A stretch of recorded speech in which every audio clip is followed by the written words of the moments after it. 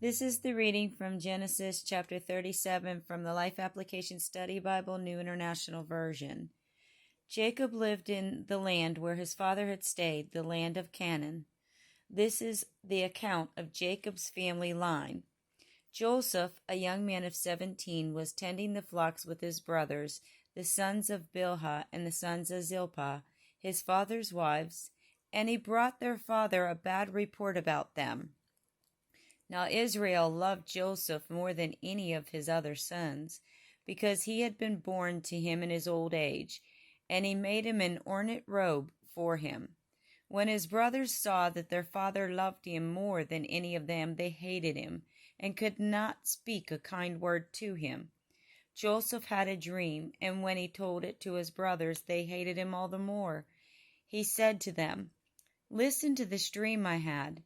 We were binding sheaves of grain out in the field when suddenly my sheaf rose and stood upright, while your sheaves gathered around mine and bowed down to it." His brothers said to him, "Do you intend to reign over us? Will you actually rule us?" And they hated him all the more because of his dreams and what he had said. Then he had another dream, and he told it to his brothers. "Listen," he said.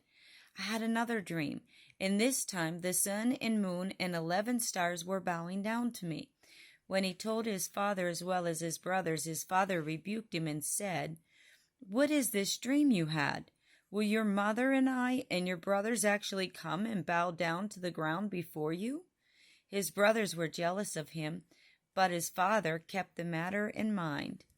Now his brothers had gone to graze their father's flocks near Shechem, and Israel said to Joseph, "As you know, your brothers are grazing the flocks near Shechem. Come, I am going to send you to them." "Very well," he replied. So he said to him, "Go and see if all is well with your brothers and with the flocks, and bring word back to me." Then he sent him off from the valley of Hebron. When Joseph arrived at Shechem, a man found him wandering around in the fields and asked him, "What are you looking for?" He replied, "I'm looking for my brothers. Can you tell me where they are grazing their flocks?" "They have moved on from here," the man answered. "I heard them say, 'Let's go to Dothan.'" So Joseph went after his brothers and found them near Dothan. But they saw him in the distance, and before he reached them, they plotted to kill him. "Here comes the dreamer," they said to each other. "Come now, let's kill him and throw him into one of these cisterns and say that a ferocious animal devoured him. Then we'll see what comes of his dreams." When Reuben heard this, he tried to rescue him from their hands. "Let's not take his life," he said. "Don't shed any blood. Throw him into the cistern here in the wilderness, but don't lay a hand on him." Reuben said this to rescue him from them and take him back to his father. So when Joseph came to his brothers, they stripped him of his robe, the ornate robe he was wearing, and they took him and threw him into the cistern. The cistern was empty, there was no water in it. As they sat down to eat their meal, they looked up and saw a caravan of Ishmaelites coming from Gilead. Their camels were loaded with spices, balm, and myrrh, and they were on their way to take them down to Egypt. Judah said to his brothers, "What will we gain if we kill our brothers and cover up his blood? Come, let us sell him to the Ishmaelites and not lay our hands on him. After all, he is our brother, our own flesh and blood." His brothers agreed.